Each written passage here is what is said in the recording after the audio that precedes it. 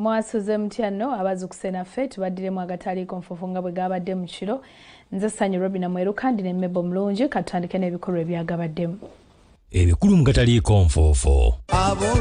Ate gwe alumizibwa alusazi nga zikuyisa bubi ofuna ekikeeto oba gaasi mu lubuto gwekozesa Lugave Alusa Syrup musange mu pharmacy ne drug shops zonna lyakakasibwa National Drug Authority. Lanzo Luxury Bathing Soap, the ultimate refreshing feel. Distributed by Chapa General Enterprises. You can find Lanzo Luxury Bathing Soap in shops and supermarkets nearby. Genze Romis. Portable. Oh yes, Romi's wine. Osukurumye. Romi's. With Star Goldie cooking oil. A mother's love is life's greatest gift. Star Goldie. Second best after a mother's love. Ssentebe w'ekyalo akwatiddwa olw'abafakkanya abatigomya abatuuze. RDC ayisizza ebiragiro. Oba omufakini ye kansala bamutwale. Major General Damulira alambudde ku baana abajja olunyata okuva mu kkolero ly'Abachina.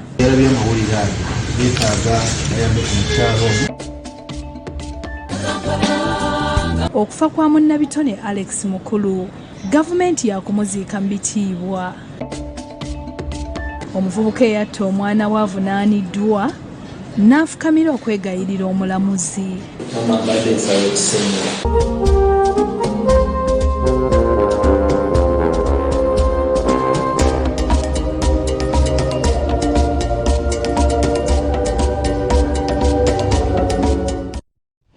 Mwebale kukkalira katandika okunyumya agataliiko nfuufu.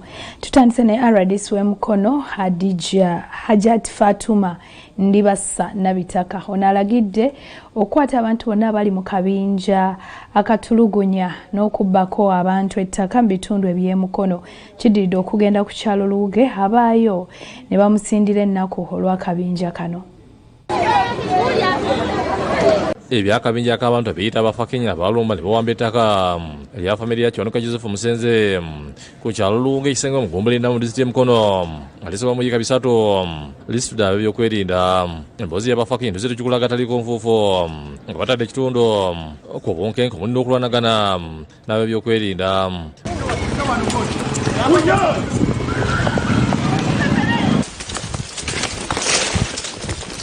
Ebyokwerinda nga bukulemeddwamu RDC w'Emukono Hajat Fatuma Ndibasa Nabitaka DPC Nsabimani Joseph n'akakiiko ka State House and Corruption nti bakubye olukiiko ku kyalo kusala entutu ku ngeri gye bagenda okumalawo akabinja kano akatulugunya abatuuze. Olukiiko lwetabiddwamu n'agambibwa okuba nannyini ttaka Kiwanuka Stella Bernadette Abdullah Suzuki balumiriza okutunda puloti ku ttaka lyonna Ssentebe Muhoge Muhammad. Abatuuze bakadde mu kusuubirwa boogedde engeri abafakingi bamazeeko emirembe ku kyalo nga balumiriza Ssentebe okubeera emabega w'effujjo lino n'emmere yaabwe gye balima abafakingi bagiridde. Tujja tulwanagana n'abasajja abo tulaajana naye ng'omukulu Ssentebe oyo atugamba kimu ne bwe tunaagenda ennama poliisi ennama eri mu nkwawa ze. DPC Mukono police station ya Mukono bali mu nkwawa ze.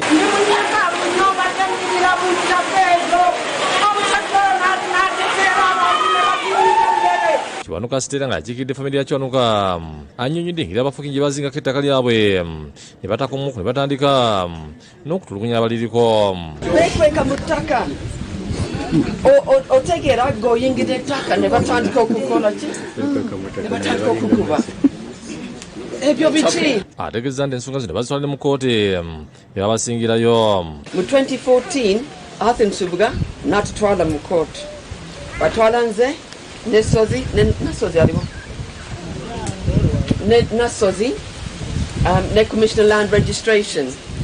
Kakati mu March 2021 Justice Mutoni Margaret yasalawo ettaka lyaffe ya taata wange. Abulala Suzuki bagulana naye kati ettaka lye bumiru bwabuziddwa ekyabafakenye okubaliita ku ttaka lyo n'abyegaana ne bambuza n'olukusa gye yalujja okutunda poloti ku ttaka ettendakakasibwa nti lirye nabo bye n'abyegaana.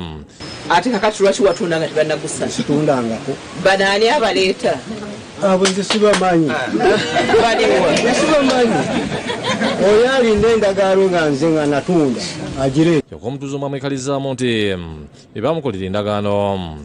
Chairman ono we wamuguza n'omusaveya RDC nisaba kunyiza ssentebe Muwonge okumubulira ku kyabafukinya abatulugunya abatuuze. Ssentebe n'amutegeeza nti Sozi Abdallah yabamuleetera.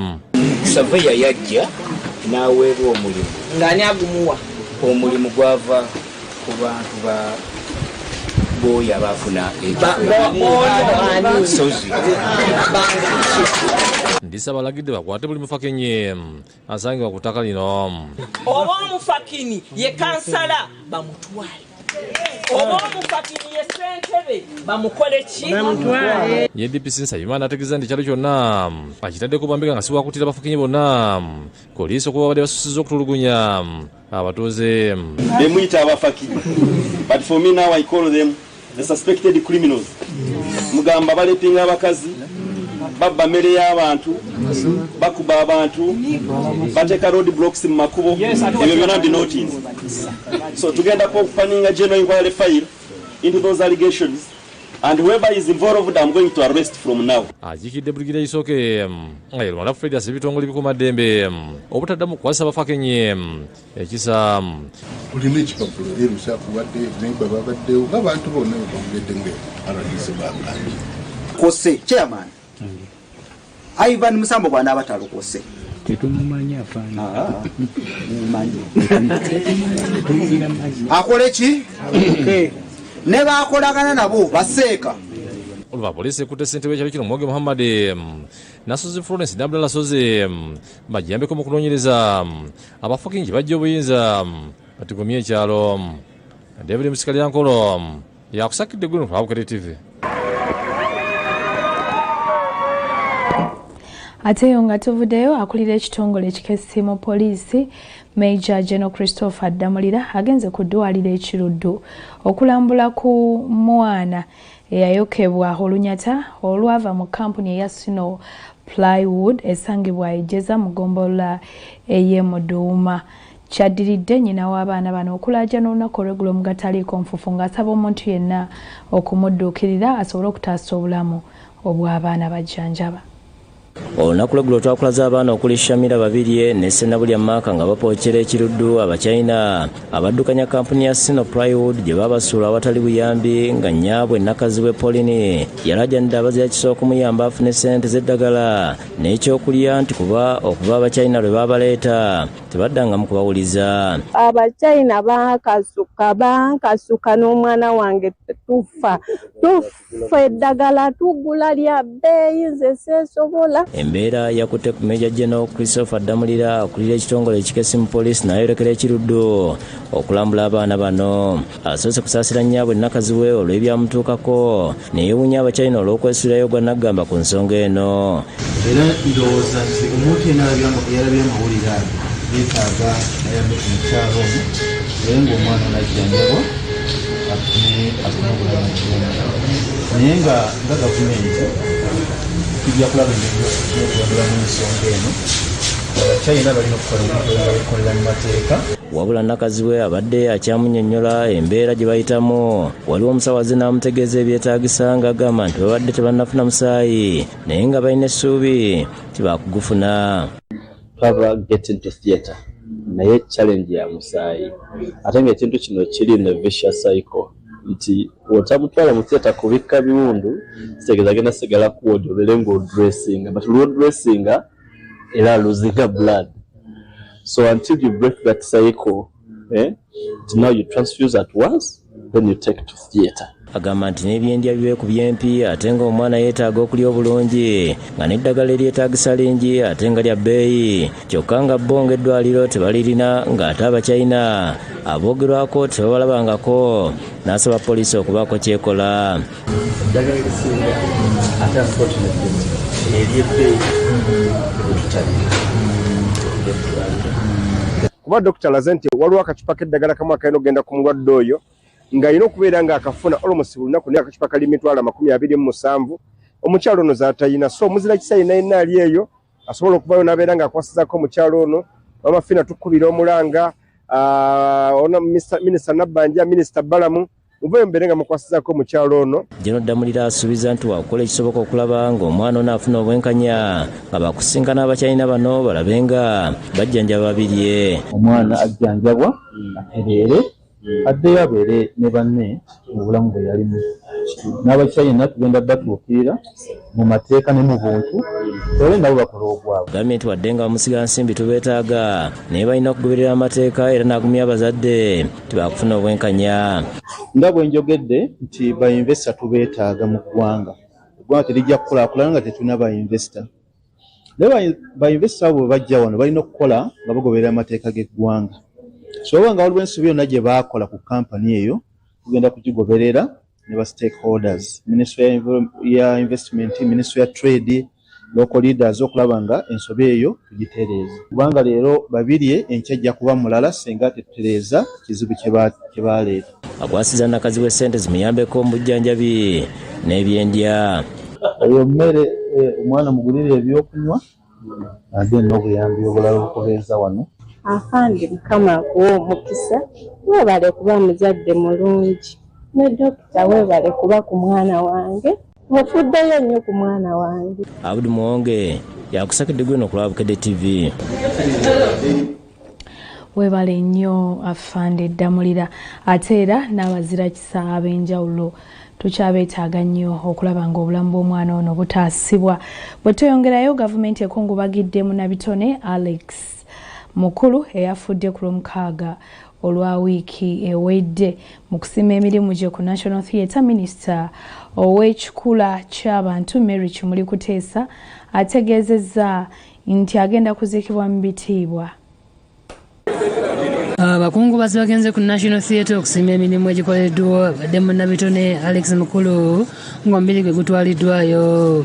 Gavumenti ng'eyita minisita omubeezi ow'ekikula ky'abantu Mary Kimuli Kuteesa yesimye emirimu egikoleddwa omugenzi mu kisaawe kya Katemba era nga bangi bamuganyuddwamu ne gavumenti okufunamu mu byobulambuzi. He took the stage and used it to grow his nation. He took many seeds of the artists he worked with and to grow the industry into what the country is proud of.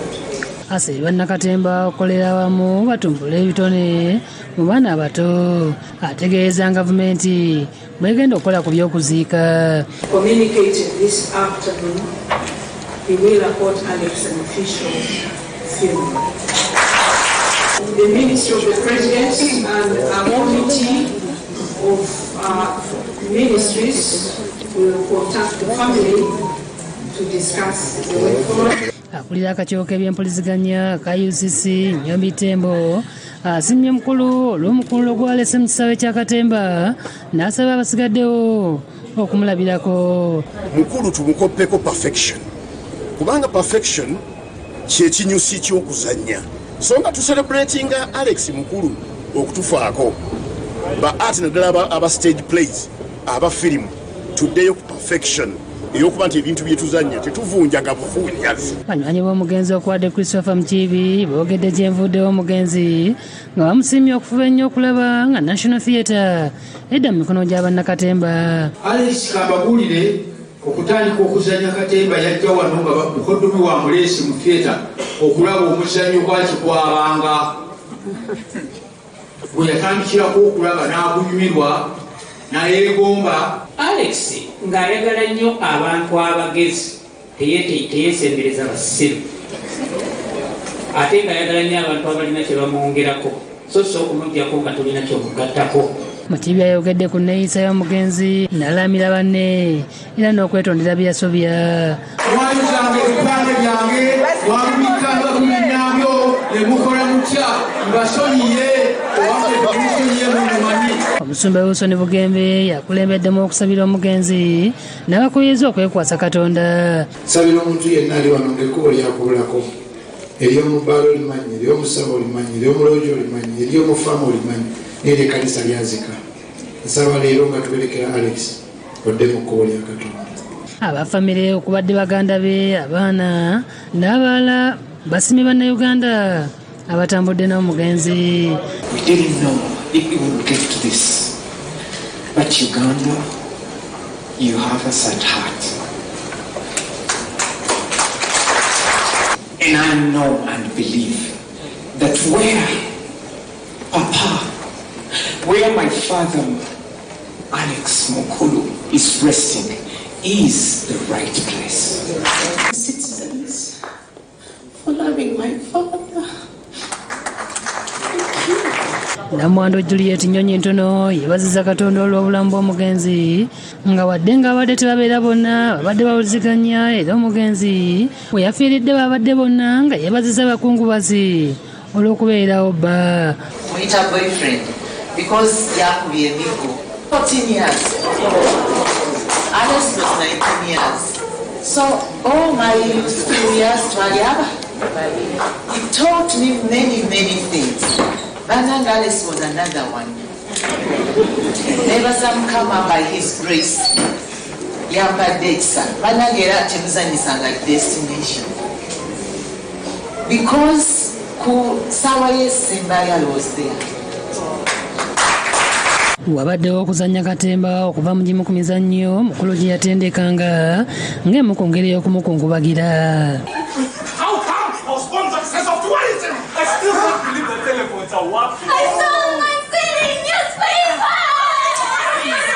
Olunaku olw'enkya bakumusabira mu Lutikko e Namirembe nga bakuziikibwa ekijabijjo ku Lwokuna.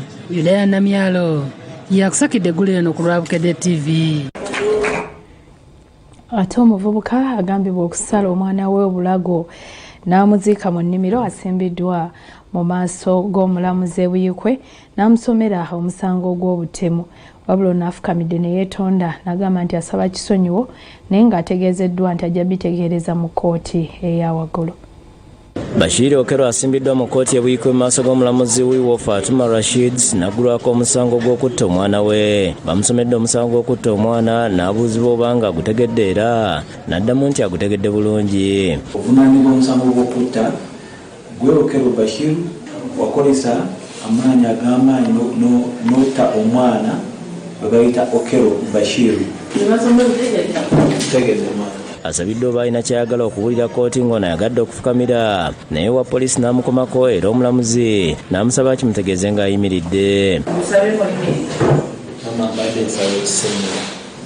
Okusonyiwa nsi tetulina maanyi ga kusonyiwa ka kkooti enkulu esobola okusonyiwa. Owulidde sebo? Amulagidde okulabikako mu kkooti enkulu e Lugazi nga 25 omwezi guno era olumaze nazzibwayo mu kaduukulu ka kkooti. Gena koma unga 25 mwezi ogw'omunaana wajja okuwulira guno omusango ate munaliko. Okero avunaanibwa okukakkana ku mwana we yali yakazaalibwa nga naye yali ayitibwa Okero Rashid n'amusalako obulago n'amutta. Omulambo gwe n'aguziika mu kinnya gye gwasangibwa e Bufumbe mu ggombolola y'e Najja mu disitulikiti y'e Buyikwe nga bwe twakulaze ku Galaliko Nfuufu ku Lwokuna. Mwenyini yeetidde mwana we. N'ekino ekikola kye yakoze Maama w'omwana Tracy Namudope yatubuulira nti Okero okutta omwana we yali agenze kumusabayo omutwalo amujjanjabe. Naye omwana nga kwaki mulwadde nagamba maama we bompolayo omutwalo. Maama we n'agaana namugamba omwana nze sikola sirina wadde mutwalo. Maama w'omulenzi ye mubi asaana ekomera tayagala oyo muwala waffe mulema. Okero bamuzaayo ku Lwomukaaga gye yakolera ettemu okubalaga we byali. Bamujja mu bbaaga ne musawa ne muteekako ettaka. Abantu ab'enjawulo okubadde ssente bwa disitulikiti y'e Buyikwe Wasa George bongedde okuvumirira ekikola ky'Okero. Njagala okugera ku kikolwa ekyalabisaawo omuvubuka ono okulaba nga yatta omwana we n'amusalako omutwe n'amuziika. So njagala okukubiriza abazadde okulaba nga bagayidinga bayambako okubuulira abaana baabwe n'okubatereeza mu maka. Wasobola kubiriza abazadde okwongera okutereeza abaana baabwe ate n'okubayamba nga bafunye abaagalwa mu kifo ky'okubassa ku bunkenke. Amakulu manyi galina ebisoomozebwa bingi n'obuli abo bannyazaala omulenzi ayinza okuwasa omuwala oba omukyala gwe n'otamwagala naye nze esuubira oli aba amwagadde aba abaagalana nga maama gwe azaala omwana omulenzi oba azaala omuwala olina kubayamba buyambi basetolingira ne bakola amaka. Isaac Walugembe omuyambi wa RDC e Buyikwe naye akivumiridde n'akisa ku bavubuka basemugayaavu. Bazze nnyo mu bintu ebya semugayaavu, kuzanya ludo, kuzanya matatu, kunywa njaga. Ebyo bw'okola ebyo n'onywa enjaga eyo obwongo bukyuka ne butabuka wekanga okoze ebikole bitajjansa. Reverend Alex Paul Sekabembe omusumba w'e Buzaama anenyezza abantu okubanga tebakyawuliriza ekibaviiriddemu obutasobola kufuuka lutindo. Abantu baffe ennaku zino tebakyawuliriza ate tebafuuse lutindo eri obuzibu. Bridge between a crisis and a deliverance. Nti oyinza okubeerawo ng'olutindo mu kigambo ekizibu ennyo okusumulula abantu abalala okubayamba okuva mu kizibu ekyo. Mukaza Kivumbi yakusekeddwe no kwa Bukedde TV. Tandise n'enteekateeka ez'okukyala okwa Bukedde family Ebuwama zeeyongeddwamu nnyo amaanyi. Abasawo abakugu bwe bategeezezza nti nabo baakubaayo nga bawa obujjanjabi obw'obwereere eri abantu. Olwaleero bannamikago mu by'obulamu bakakasiza nti baakuba naffe n'okutuusa obujjanjabi ku bwereere eri abantu bonna abanajja mu bbinu lya Bukedde ku Lwokutaano luno okutawuni kansi y'e Buwama. Bano tusobodde okulambulako n'okumanya bwe beeteeseteese era tusanze bonna bamaze dda okweteekateeka era ng'abasawo n'ebikozesebwa omuli eddagala byonna batukakasiza nti weebiri. Tusookedde ku ddwaliro lya Bethel Community Medicare erikulirwa Dr. Jagwe Charles nga lisangibwa ku kyalo Mbizinnya mu ggulu mu tawuni kansi y'e Buwama nga bano beesunga Lwakutaano okutuuka bawa abantu obujjanjabi. Kubanga twewaddeyo ne Vision Group Bukedde okukuweereza bannaffe bazze era batuwaniridde mu mpaniro ennungi okulaba ng'ofuna obujjanjabi obusaanidde. Atulaze ebyuma eby'omulembe ebikebera endwadde ez'enjawulo omusaayi n'ebirala n'akunga bannabuwama okujja mu bungi ku Lwokutaano beefunire ku mukisa ogw'okufuna obujjanjabi obw'omulembe. Tolina kusubwa bujjanjabi obw'enjawulo, tosubwa kukeberwa musaayi, tosubwa kugaba musaayi, tosubwa kumanya amawulire agokata ku bulamu bwo. Tugenze ku ddwaliro lya gavumenti erya Buwama Health Center 3 nga tusanzeyo Dr. Joseph Lwanga ayogedde ku bukulu bw'olusiisira lw'ebyobulamu naye akakasiza nti beetegese bulungi okujjanjaba abantu era n'abakunga okubukeereza enkokola ku olwo. So obuweereza bwonna bwe tugenda okuba nga tuweereza ku Town Council bwe buweereza bwe tugenda okuba nabwo ku ddwaliro lyaffe. Ntegeeza abantu mwenna nti mujje mu bungi musobole okufuna empeereza zino eziyambiddwako bakadde baffe aba Vision Group. Baba ekitongole ekikuŋŋaanya omusaayi nga bayita mu musawo Suna Andrew basabye abantu okujja mu bungi beetabe mu kugaba omusaayi. Tubakoowoola okujja mu bungi ddala okusobola okuba nga tugaba omusaayi wano e Buwama ku Town Council ng'ennaku z'omwezi 21 ogw'omunaana ku Lwokutaano lwawezi. Bannabuwama ab'enjawulo n'abakulembeze okubadde Najjuuko Yowanina kansala Matovu Tegeebiko abaliko obulemu ku Town Council balaze ebibasoomooza ne basaba gavumenti okubayamba. Bangi bannaffe abaliko obulemu beebuuza ebintu by'abaliko obulemu bibulirawa, ye abaliko obulemu bayambibwa batya ate naffe abakulembeze bakansala ne batusuubiramu binene. Amasannyalaze gatusumbuye nnyo kiwanvu. Abantu naddala ffe abakyala banneekolera jangu b'olina akafiriigiko okamula akatunda amasannyalaze ne gavaako ne busaakaala obunoyiwa. Ekyalo ekisola baakiyitibwamu waya za mirundi 2 ez'amasannyalaze ate nga kiri kumpi nnyo ne tawuni y'e Buwama wabula tekifunanga amasannyalaze gasookanga bubaabuwo. Abalabi ba Bukedde TV bannaye mujje ku Lwokutaano nga Bukedde zo tukyalirako mujje mu bungi. Ye omukuŋŋaanya w'olupapula lwa Bukedde Michael Mukasa Sebowa ng'asinziira ku kitebe kyaffe wano mu indasitule ya mu Kampala asibye abasomesa n'abazadde okwekwata olupapula lwa Bukedde nti kuba lwasoosotodde tuli oluwummula olw'ebibuuzo ebigenda okuyamba n'okuteekateeka omuyizi ali mu luwummula. Olunaku olwaliro olupapula lwa Bukedde lukuleetedde ettu ly'oluwummula nga kyetunoonya kwe kulaba nti omuyizi waffe wa P7 n'owa P6 asobola okuyitamu mu bitegekeddwa ng'omuzadde kikuyamba okumanya waatuuse ate naye yennyini kimuyamba okumanya waatuuse. Agamba nti ebibuuzo bino biteekeddwa abasomesa abakugu okulaba nga biyambira ddala abayizi abali mu kibiina ekyomusanvu n'ekyomukaaga okufunira ddala ekifaananyi ky'ebigezo ebyakamalirizo. Mulimu ebibuuzo ebitegekeddwa abasomesa abalungi ddala abasinga obulungi mu ggwanga nga kye banoonya kwe kulaba nti omuyizi ono bamuwa ekintu ekyefaananyirizaako n'ebibuuzo ebyakamalirizo. Akasiza nti wadde guli gutyo olupapula lwa Bukedde lusigadde ku nnusu 10 ng'alabudde abantu ku batunda omuko gwa paasi PLE kuba gwa bwereere. Twafuna amawulire mu bitundu by'eggwanga bingi ng'abamu ku batunda amawulire basikamu akatabo kano ne bakatunda 2,000, 3,000, 5,000. Akatabo kano ffe lino ttaffaali lyaffe nga Bukedde ku byenjigiriza by'eggwanga lino tukagabira bwereere. Gwe olufuna Bukedde ku siringi 10 tuba tukuwereddemu emiko gino. Joseph Kinobe ne Disan Mutyabe bakusakidde gweno ku Bukedde TV. Kera kumacha ogule akatabo ko ku nusu 10 obenga ofuniddemu package eya Pass PLE. Ate ettaka litabudde abooluganda ekateete mukono oluvannyuma lwa kitaabu okufa mu mwezi ogwokuna omwaka guno ng'abaana n'abazzukulu kati beerumiriza okutunda ettaka ly'omugenzi ku sipiidi ey'ekitalo. Bino byonna bituukiddwako nga n'ensonga z'obusika tezinnaba kumalirizibwa.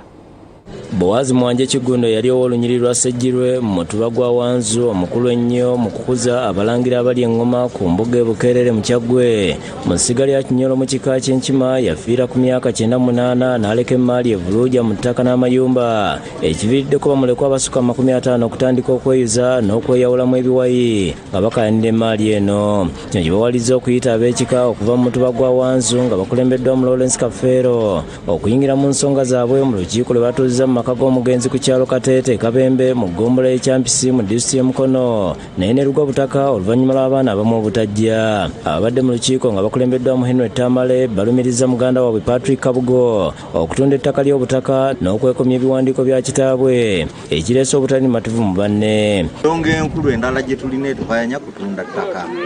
Bannaffe abamu batunze ettaka ly'ekika nga bw'okitunuulira.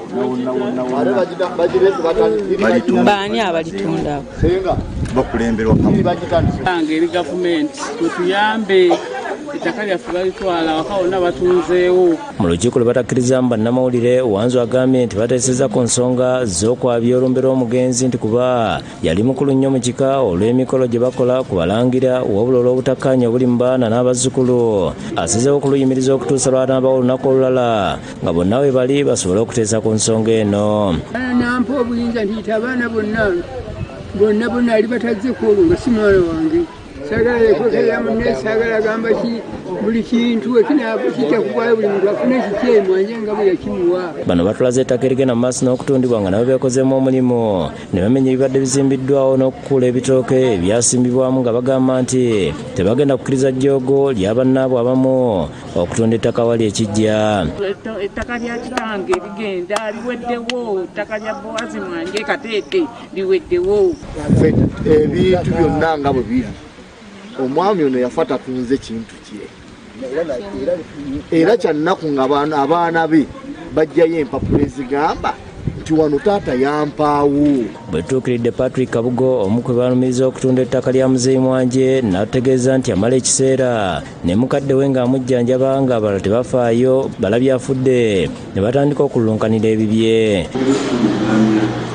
Bongera okutulungamya bawulize sayidi egamba ki sayidi egamba ki era balabe banabyongera tutabaganya. Agambye nti kitaabwe abaana abasinga yabawa ettaka n'ebizimbe nga mulamu era ne batunda ate ye bw'atuuse okutunda ne lufuuka lutalo. Kaakati ebyalo kuba bitunda okuggwaawo batandise kulunkanira kyanga kyakikoze ekyo kisigaddewo naye nange nina ebizibu ng'abantu abala era tegeddeka lina batunda mubakozi Kabugo yeeganye ebyokwekubaana ne babulooka b'ettaka ne ssentebe w'ekyalo Kateete Geoffrey Lukwago okutunda ettaka nabo ne bamuwolereza nti we yatunze kitaawe yamuwaawo nga mulamu. Abasaabayo ebitooke bino twagala amateeka gabavunaane. Nze Katabi bwe baali bamuguza wano okusookera ddala nagaana okukola endagaano nga siina bukakafu nti taata waffe yamukola ki yawaawo Kabugo. Paka lwe nasituka ne ŋŋende wa Muzeeyi. Muzeeyi n'aŋŋamba nti awo nawaawo Kabugo mpozi saakugamba nandaga n'ekiwandiiko nenkisaako sitampu nendyoka nkolera Katabi ki endagaano. Kati simanyi kikye baagala abooluganda. Kabugo baamuwa gabo baawa nga naffe baatuwa nga n'abalabe baabawa buli omu nga baaza atunda omugabo gwe. Ababudde abamuwakanya bagende mu kkooti bawaaba omusango mu kifo ky'okwonoona ebintu ebiri ku ttaka lyalinako obukakafu nti yamuweebwa kitaawe nga tannafa. Nina kitange yampa n'ekiwandiiko kijja nampa ekifo kyange. Lydia Nakiguli ne Madina Sebyala bakusakidde gwino ku Bukedde TV. mwebale nnyo mwebalire ddala bannaffe kati ate tubalekedde ab'ekyenkya okubatwala n'okubatandisa olunaku katono omulungi ow'ekisaba kuume mu bisibe bulungi mweraba.